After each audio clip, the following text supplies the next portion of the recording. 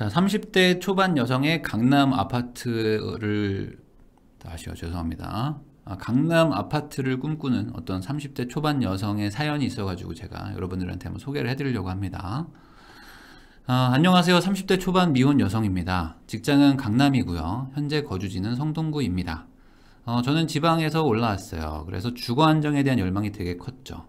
그래서 12년도에 전세 끼고 서울에 25평대 아파트를 매매했습니다. 나중에 돈 모아가지고 실거주 해야지 라는 생각으로 집을 사긴 샀는데 직장이 강남 쪽이 돼버린 거예요. 그래가지고 직장 근처에 월세를 살게 됐습니다. 그러다가 19년도에 일시적 2주택이라는 거를 해봐야겠다 라고 생각을 해서 모든 대출을 끼고 성동구에 집을 샀죠.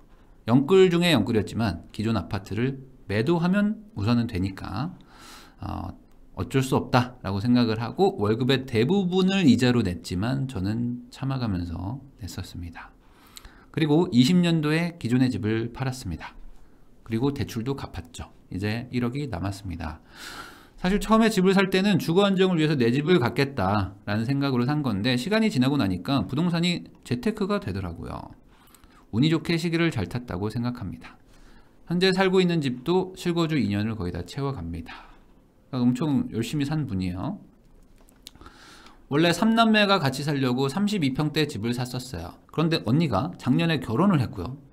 동생이 있어요. 그러니까 이분은 둘째죠. 차녀입니다. 둘이 살기에는 좀 넓다고 생각하고 있습니다. 둘이서 32평? 넓긴 좀 넓죠. 넓을수록 편하기는 한데 두 번의 매수가 큰 재테크가 된 저로서는 이거 돈을 깔고 앉아 있는 거 아닌가? 생각이 들어서 조금 더 작은 집으로 옮기고 이 집을 활용하고 싶습니다. 현 시점에서 두 가지 고민이 있어요. 첫 번째, 이 집을 팔까요?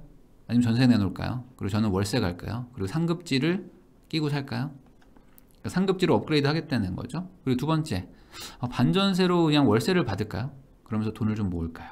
두 번째 고민은요, 상급지 아파트를 사면은 뭘 살까? 재건축을 살까? 아니면은 강남을 전세 끼고 살까? 자, 그런데 지금 매수 분위기가 조금 침체가 됐다는 느낌이 있단 말이죠. 거기다가 강남 아파트를 영끌한다? 이거 조금 부담된다. 왜 그러냐면 전세 끼고 사더라도 세금, 재산세랑 종부세가 엄청나죠. 제가 감당할 수준이 아니라는 겁니다.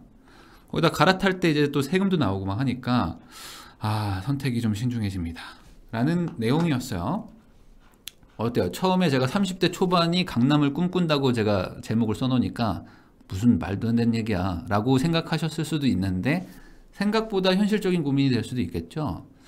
자, 그래서 사연의 요약을 해보면 아파트를 두 번을 사셨는데 두 번 다 성공을 하셨어요. 원래 고스톱도 3고죠. 그러니까 세 번째 어떻게 저 고합니까? 아니면 여기서 스톱합니까? 요걸 저한테 지금 물어보신 거예요. 어떻게 3고 갑니까? 저는 우선 이분한테 이 얘기를 하고 싶었어요. 뭐냐? 당연히 우선 축하합니다. 잘하셨다. 그런데 고생을 진짜 많이 하셨겠다. 진짜 너무 고생 많으셨을 텐데 다행이다 라고 말을 하고 싶었어요. 왜 그러냐면 아마 여러분들이 그냥 이분이 고생했다? 라고 말하니까 좀 이상하게 받아들이실 수도 있을 것 같아요. 왜냐? 제가 아까 설명할 때 여러분들이 채팅창에 어떤 느낌이었죠? 이런 거였죠? 뭐야, 엄청 부럽다. 야, 12년도에 사가지고 얼마 오른 거야? 19년에 사가지고 지금 얼마 올라간 거야? 막 대박이네 라고 생각하셨을 텐데 이게 아니다. 자, 이분이 운이 좋다고 했지만 특별한 사람이에요. 이분은 왜 그런지 제가 설명을 해볼게요. 안녕하세요. 30대 초반입니다. 근데 12년도에 전세 끼고 서울에 집을 샀어요. 여러분들 지금 30대 초반이거든요. 근데 12년도에 전세 끼고 서울에 집을 샀다는 거는 10년 전에 샀다는 겁니다. 자, 그러면 이분은 어땠어요? 20대 초반이었을 거 아닙니까? 20대 뭐 21, 셋, 넷 뭐 이 정도였을 것 같아요. 근데 그때 서울에 온 거예요. 와가지고 야, 나 이거 내 집 마련해야 되겠다. 난 뭐 지방에서 지금 혼자 왔는데 여기는 뭐 연고지도 아니니까 사긴 사야겠다. 근데 그때만 해도 그렇게 집값이 지금만큼 막 너무 비쌀 때는 아니었으니까 전세 끼고 사면 뭐 노원 이런 데는 뭐 그냥 살 수 있었던 시기입니다. 한 4천만 원 있으면은 뭐 어디든지 살 수 있었어요. 서울 안쪽에.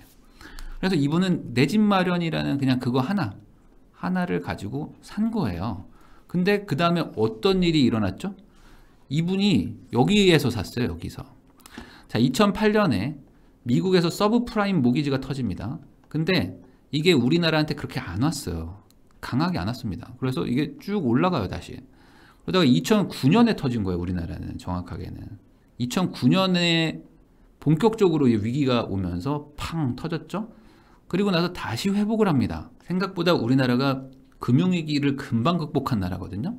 근데 그 뒤로 다시 속절없이 내려가는데, 이때 보금자리 주택 막 터지면서 공급량이 엄청나게 늘어났었거든요.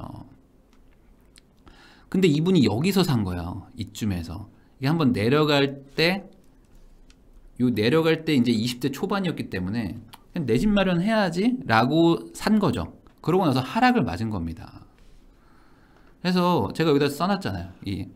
여러분들 그 넷플릭스 보셨어요? 넷플릭스에 이제 지옥이라는 거 있지 않습니까? 뭐 그거랑 뭐 정확한 건 아니겠지만, 이 지옥이 있다면 여기일까라는 구간이라고 제가 적어놨죠. 여기가 정말 이 지옥과 같은 시간이었습니다. 이 거의 한 4, 5년간은 정말 서울에 집을 가지고 있는 분들은 지옥과 같은 시간이었다. 그래서 그때 어떤 일이 있었죠? 하우스 푸어라고 해가지고, 이게 얼마나 속상한 얘기입니까? 집을 가지고 있는 불쌍한 사람. 아니 어떻게 집을 가지고 계세요? 어머 어떻게 집을 가지고 계시네? 어휴 어떡하냐? 어휴 뭐라고 어떻게 위로의 말씀을 어떻게 드려야 되지? 어떻게 집을 가지고 계시냐? 이런 분위기였다 이거죠. 무주택이세요? 축하드립니다. 뭐 이런 동네 그런 분위기였다. 그때가 어땠죠? 이 집을 미쳤다고 삽니까? 라는 얘기가 정말 심심치 않게 하던 그런 시절이었습니다. 집을 사면은 미쳤다. 그래서 이런 분들 정말 많았어요. 서울에 뭐 미분양도 터지고 뭐 신축들도 다 박살나던 시절이어가지고 그 비닐 뜯고 들어가는 분들이 그렇게 많았어요. 집값의 거의 뭐 절반 정도의 가격으로 전세를 사는데 비닐을 뜯어요. 그래가지고 막 마치 그 내 집에 들어가는 느낌? 그 새 아파트 비닐을 뜯으면서 전세로 들어가서 사는데, 새 집이니까 얼마나 좋습니까? 근데 그거를 2년마다 반복해야지 라던 사람들도 많았어요. 아니 뭐하러 집을 사? 그냥 이거는 2년마다 어차피 새 집으로 계속 가면 되기 때문에 새 집 투어 하면서 삽니다. 저는 집 안 삽니다 라고 했던 시절이었다. 2013년도의 추억 어땠냐면요, 진짜 박살나던 시절이었기 때문에 뭐 지방 쪽은 그래도 막 불장이었는데 서울 쪽은 뭐 너무 힘들어들 하셔가지고 그때 막 할인 분양 막 몰래 하고, 그거 왜 할인해서 팔았냐고 우리도 깎아달라고 하면서 기존의 분양자들이 막 건설사 가서 시위하고, 건설사들이 너무 힘들어가지고 막 그 명예퇴직 시키고 뭐 그러던 시절입니다. 뭐 건설사들 무너진다고 하던 그때가 2012, 13년도였다. 그러니까 이분은 뭐 운이 좋았다고 얘기하지만 이 심적으로 아마 고통스러운 날들을 보내셨을 겁니다. 내가 미쳤다고 집을 샀지. 근데 이게 안 끝나. 쭉 내려가서 언제 올라와요 하는데 모르겠어. 이게 2016년까지 간다. 자, 이렇게 판단하는 이유가 있습니다. 왜 그러냐면, 자, 이분이 왜 심적으로 힘들었을까? 이분이 다시 멘탈을 부여잡은 게 19년도야. 19년도에 일시적 2주택으로 모든 대출을 끼고 성동구에 집을 산 거예요. 자, 뭔가 이상하죠? 자, 보세요. 자, 이분이 여기서 샀거든요. 근데 여기까지 거의 고통스러운 나날을 보냅니다. 근데 여러분들도 생각해 보세요. 2016년에 이제 내가 산 가격이 돌아온 거예요. 그럼 거의 4년 만이죠. 근데 여기서 살 수 있었을까? 못 사죠. 절대 못 삽니다, 여러분들. 이게 돌아와도 언제 또 이렇게 갈지 모르니까, 언제 갈지 몰라서 못 사요. 그래서 이분도 그냥 기다린 거예요. 전세를 다시 준 거겠죠? 줬더니 어때? 이제 2018년도쯤 된 거예요. 2018년도. 그러니까 이제 뭔가 약간 올라가는 느낌이 들죠. 근데 이때도 어땠어요? 뭐 집 팔아야 된다. 뭐 다주택자들 뭐 엄청 뭐 세금 많이 낸다. 뭐 이제 뭐 집은 끝났다. 이런 얘기를 할 때였습니다. 그러니까 이분도 계속 고민하다가 야, 안 되겠다. 이거 아닌 것 같아. 계속 올라가. 라고 하면서 19년도에 사버린 거예요. 19년도에. 그러니까 이분의 심적인 그런 내적 갈등을 제가 상상을 해보면 시세가 회복됐지만 공포가 아직 떨어져 나가지를 못한 거죠. 그래서 한 2년 정도 더 보다가 야, 이거는 올라갈 것 같아. 이거 올라가는 것 같아.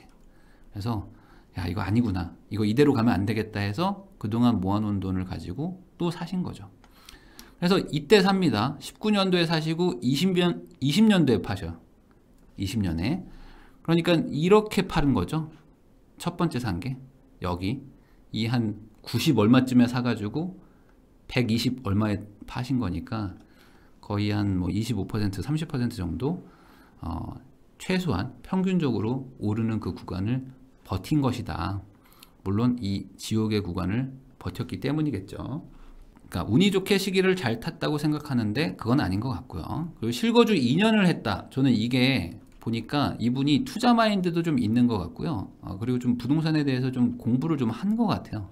왜냐면 그냥 또 전세 끼고 뭐 이렇게 하는 경우도 있는데 영끌을 해가지고 19년도에 실거주를 한 거죠.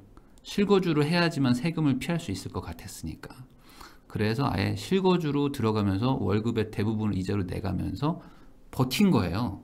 비과세를 받으려고. 그런데 여기까지는 좋았죠. 근데 이제부터가 문제입니다. 자, 이 집을 팔거나 전세 내놓고 저는 월세 살고 다음 상급지를 갈까요? 아니면 재건축을 살까요? 강남 아파트 전세 끼고 살까요? 여기서부터가 이제 문제가 생기는 거예요. 자, 여러분들도 한번 생각을 해보세요. 우리가 막 바다 위에 막 이렇게 떠 있어. 그러면서 막 너무 지친 상태예요. 막 그 방향을 잃었어. 그래서 막 열심히 배가 가고는 있는데 섬이 안 나와요. 근데 망망대해에 떠 있었다고 생각했는데 어느 순간 섬이 보여요. 저기 뭔가 희끗희끗 보이는 거예요. 그래서 저기가 어딥니까? 라고 물어보니까 강남인 거죠. 이거 무슨 소리냐? 처음에 20대 초반에 올라왔을 때, 서울에 올라왔을 때는 강남은 뭔 강남이야. 나는 뭐 지금 노원 살까 말까다라고 생각하고 어떻게 시작을 하셨을 거야. 근데 어떤 막 이렇게 막 진짜 평지풍파를 겪고 나서 이제 뭔가 보여. 살짝 보여. 저기가 어딘가? 그냥 강남 같은 거죠. 나 강남 갈 수 있나? 저 왜 그러냐면 지금 성동구에 가지고 계시다고 했는데 어디 아파트인지는 말씀을 안 해주셨어요. 근데 32평이라고 그랬잖아요. 근데 지금 성동구가 지금 평당가가 5천만 원 정도 하거든요. 그러니까 이분이 성동구에 그냥 평균적인 아파트를 가지고 있다고 하면 16억이에요. 30대 초반에 16억짜리 집을 가지게 된 거예요, 이분이. 그러면 저게 뭡니까? 강남 이렇게 강남이 이렇게 얼마 안 남은 것 같은 느낌이 드는 거죠. 근데 이분이 대출을 다 갚았다고 했거든요. 그러니까 대출 1억 남았으면은 지금 30대 초반인데 15억의 순자산이 있는 분이에요. 거기다 실거주 2년 채웠다. 그러면 어때요? 강남이 앞이 보이는 거죠. 강남이 이제 눈앞에 보인다. 아른아른한다. 자, 그런데 이제 문제가 이겁니다. 이게 연봉이 높으신 게 아니라 자산이 많은 것뿐이죠. 자산이 많다. 자, 이분이 적어주셨어요. 강남 아파트를 영끌해서 전세 끼고 사면은 지금 25억에서 30억짜리 산다는 얘기입니다. 근데 그거 사면은 세금이 감당할 수준이 아니다. 그건 한 채만 사도 세금이 많이 나오거든요. 재산세, 종부세 다 합치면은 내 연봉의 막 3분의 1 이상을 털어 넣어야 되기 때문에 야, 이거는 버틸 수 있나? 거기다 내 거를 팔면서 갈아타기 부가 비용 및 세금도 생긴다는 거 보니까 이분은 지금 꽤 집값이 아까 제가 말한 것처럼 한 15, 16억 이상은 되는 것 같아요. 그러니까 신중할 수밖에 없다. 자, 이게 속상한 얘기일 수도 있는데 어떤 얘기를 할 거냐면요. 15억, 16억까지는 어떻게 올 수 있는데 여기서부터는 이제 웬만해서는 이제 실거주가 불가능한 구간으로 들어가게 됩니다. 이게 문제죠. 그러니까 웬만한 연봉으로는 여기는 이제 실거주가 잘 안 됩니다. 이 강남이라는 지역, 뭐 어디를 얘기하시는 건지 모르겠지만 서초, 강남, 뭐 잠실, 송파 뭐 이쪽 있죠. 대충 아파트 한 20억 넘어가는 이쪽은 자산만 가지고는 살 수가 없어요. 옛날엔 됐거든요. 근데 이제는 안 됩니다. 이제는 자산은 당연히 많으셔야 되는 거고 소득도 높아야 돼요. 이래야지만 거기 가서 실거주를 할 수가 있습니다. 그냥 1주택자 보유세도 뭐 1,000만 원이 그냥 넘어가는 동네이기 때문에 소득이 없으면은 뭐 방법이 없어요. 그래서 30대 초반이시고 아직 뭐 앞길이 창창하신데 충분히 잘했다. 충분히 잘했기 때문에 강남이라는 곳에 너무 집착하지 않아도 된다. 사실 뭐 돈을 버는 거는 꼭 강남에 뭘 사야지만 돈을 버는 것도 아니고 강남이 아닌 거를 사도 돈을 버는 건 뭐 문제가 안 되거든요. 그러니까 그냥 여기에 너무 그렇게 집착하시거나 그럴 필요는 전혀 없을 것 같아요. 여기까지 온 건 잘했다. 그래서 지금 어떤 세금이나 어떤 규제 정책이 어떤 획기적으로 바뀌는 거가 아니라면은 주택 투자는 여기서 멈추셔도 충분하지 않을까라는 생각을 합니다. 주택 투자는 여기서 멈춰도 된다. 근데 이제 이분은 그게 안 될 거예요. 왜냐면 이분이 여기까지 온 게 아까 얼마나 고통스러운 걸 다 참고 왔는지를 제가 설명을 했잖아요. 그러니까 이분은 아니요, 저는 여기서 한 번 더 가고 싶습니다. 저는 무조건 부자 될 거예요 라는 생각이 있기 때문에 이걸 팔고 어떻게 한 번 더 해보려고 하는 거거든요. 이게 집으로 돈을 벌면요 계속 집만 보이게 돼 있어요. 왜냐면 내가 이걸로 돈을 벌어 보니까 돈 버는 방법이 있네, 이렇게 하면 돈 벌 수 있구나, 그럼 다음은 뭐야, 더 상급지로 옮기면 되는 거 아니야 라고 계속 집에 이렇게 꽂히게 됩니다. 근데 엄밀히 얘기하잖아요. 지금 집도 과한 집이에요. 그 15억 16억 정도 하잖아요. 그러면 그것도 나한테는 사실 너무 과분한 집일 수도 있습니다. 왜 그러냐면 지금 실거주를 하시고 계시다고 했는데 저는 이 실거주라는 건 연봉의 최대 맥시멈 아무리 커도 10배 이하 정도에서 살아야지 되지 않을까 라고 생각하는 사람이에요. 그 이상에서 살아가지고는 버티기가 힘들다. 그냥 겨우겨우 어떻게 살 수는 있어도 뭐 세금이나 뭐 생활비나 이런 것들을 내면서 도저히 답이 안 나올 그럴 수준일 수도 있습니다.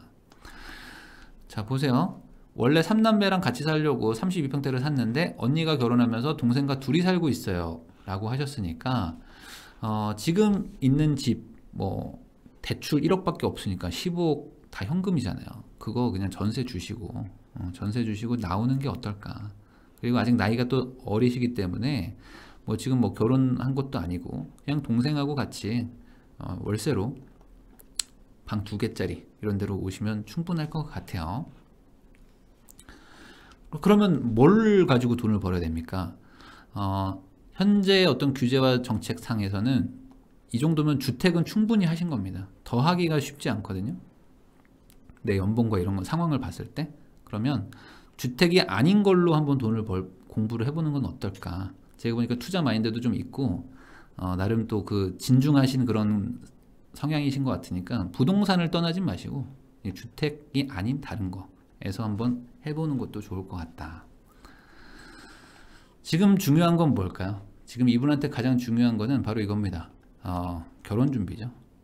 지금 30대 초반이라고 하셨기 때문에 아마 33이나 34 정도가 아닐까 추정합니다. 31이면 30대 초반이라고 안 하죠. 대부분 요러면 31살입니다 라고 하기 때문에 30대 초라고 하셨으면 지금 여기에 지금 걸렸을 거예요. 그러니까 지금 이제 결혼을 하셔야 될 나이인 건 맞아요. 그러면 평생 비혼이다 뭐 그러면 어쩔 수 없습니다. 그렇지만 그게 아니라면은 지금은 이제 결혼을 준비해야 되는 시기가 아닐까. 그럼 또 이런 분들이 있어요. 아니 왜 그 맨날 뭐 여자분 미혼인 사람이 사연을 주면 왜 맨날 이렇게 결혼을 하라고 하는 거냐? 왜 결혼 전도사 뭐 하시는 거예요 도대체? 라고 얘기하는 분들이 있는데 이 소득이라는 건요, 이 미래의 능력을 키우는 거랑 똑같습니다. 그러니까 내가 소득이 높아지면 높아질수록 그 미래에 있는 그 내 능력을 끌어다가 쓸 수가 있거든요. 그러니까 한마디로 내 능력을 키워놓으면 내가 할 수 있는 게 많아진다. 근데 결혼이라는 게 뭡니까? 이거 결혼은 되게 이 경제로만 보면 되게 괜찮은 상황일 수가 있는 게 돈은 둘이 벌거든요. 근데 집은 하나만 필요해. 맞잖아요. 돈은 둘이서 벌어오는데 집은 하나만 필요하니까 어찌 보면은 이 부동산을 살 수 있는 최상의 상태가 됩니다. 거기다 또 다른 이유가 있어요. 뭐냐면 아까도 말씀드렸듯이 이분이 12년도에 전세 끼고 서울에 이 집을 샀다는 거는 아마 그 전에 올라오시지 않았을까. 그러니까 거의 20살? 거의 20살에 올라와 가지고 돈을 모아 가지고 그거 가지고 12년에 사지 않았을까? 라는 생각이에요. 그러면 거의 20대 초반부터 30대 초반까지 한 12, 3년을 내리 죽어라고 일만 하시지 않았을까? 저는 그런 생각이 드는 거예요. 이분의 느낌을 보면서, 그러니까 이분의 사연을 보면서.